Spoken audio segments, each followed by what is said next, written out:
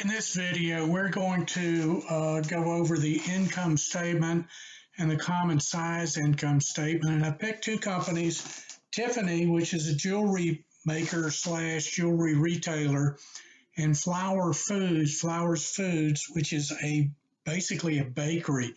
They sell things like Sunbeam bread and Captain John Durst bread. And so two different companies. Notice that the revenues here are about the same, around $4 billion per year. But that's where the similarities basically stop.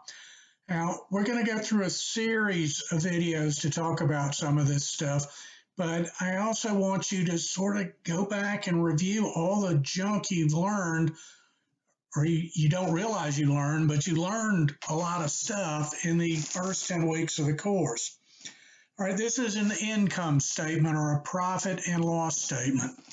It starts, the first line is usually revenue, sales, whatever, that's the money coming in, followed by the expenses, the money going out, and what's left over is the net income. Now, net income is revenue net of expenses. All right, there are several stops along the way. We take sales, and then the first expense we want to look at is the cost of goods sold. So, if you go out there and your Tiffany's and you buy a diamond, you buy or make a diamond ring for $1,000, and then you sell it for $1,001, then your gross profit would be very small. Notice that with Tiffany's, the sales is what they charge for the product. Cost of goods sold is basically what the product costs them. And you can see, even though the sales are the same, the cost of the goods sold are materially higher for Flowers Foods. That doesn't mean a loaf of bread is that much more expensive. It means that Flowers Foods can't charge that much more for a loaf of bread. That's because people would just not buy it. So it's hard to see things like that just looking at the numbers. That's why we use a common size income statement to look at relative sizes of all these numbers. All right, but let's go down here and talk about what the elements are. Sales minus cost of goods sold gives you gross profit. It's also called gross margin or just margin. With those videos I had y'all watching with the profit videos, one of the first questions anybody asks is, what's your margin when they're evaluating another person's business? That is, how profitable is it from selling the base product? Follow that with selling, general, and admin expenses. And selling, general, and admin expenses make up the bulk of the other expenses. Salaries for the workers, the light bill, rent on the building, and things like that.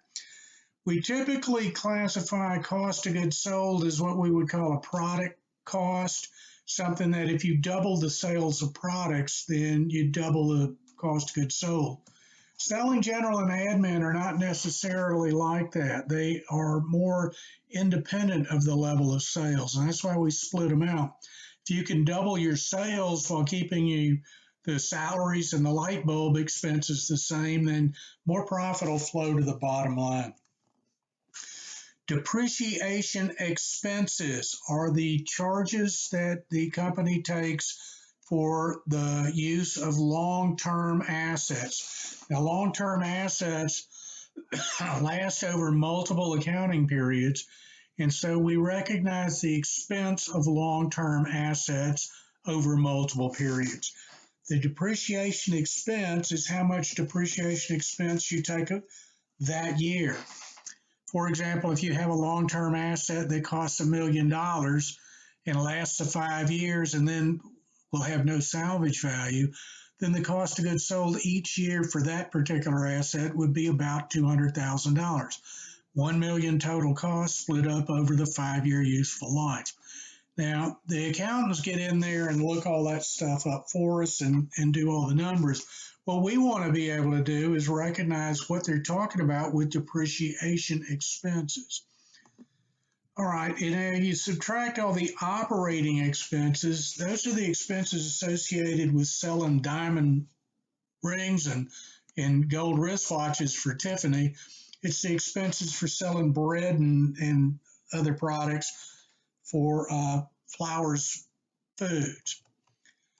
We make a separate listing usually for interest expenses because interest expenses have nothing at all to do with selling bread or selling diamond rings. They have everything to do with how much money you borrow to be able to fund your business. These other non-operating income and expense numbers are just ash and trash that don't occur or recur with regularity. And so most financial analysts want to separate that stuff away from the core business. When we look at the operating income, that's from day to day, year to year, decade to decade of being in the jewelry business. The rest of this stuff is tangential to that. Income before taxes, subtract the income tax expense, and you have net income. That's what's left over.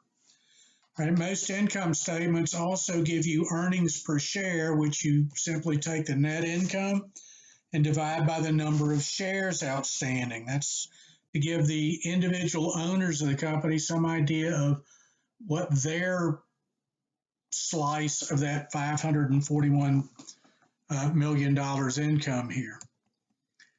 And then I calculated an average tax rate. That's you simply take the income tax expense and divide it by income before taxes. So that'll give you what proportion of income tax expense arises out of the taxable income. I added that here because you see some changes. The Trump tax reform took place in the last few weeks of 2017. And so companies had to recognize the impact of that. Notice that the income tax expense was very much higher in that year for Tiffany because they had a lot of things that were adversely affected by the Trump tax changes. However, now their average tax rate has gone way down. So prior to this, it would have run probably around 35%. Notice that Flowers Foods had the opposite experience when the Trump tax cuts cut in for them. Their income taxes actually went negative. It means they didn't owe tax. They actually recovered some taxes. And then they slipped in around 21, 22% in the following years. Okay. So you can get a lot of information from the income statement, especially if you know how to look. We're just trying to get y'all to learn how to read them. We don't necessarily want y'all to know exactly what all of this means just yet.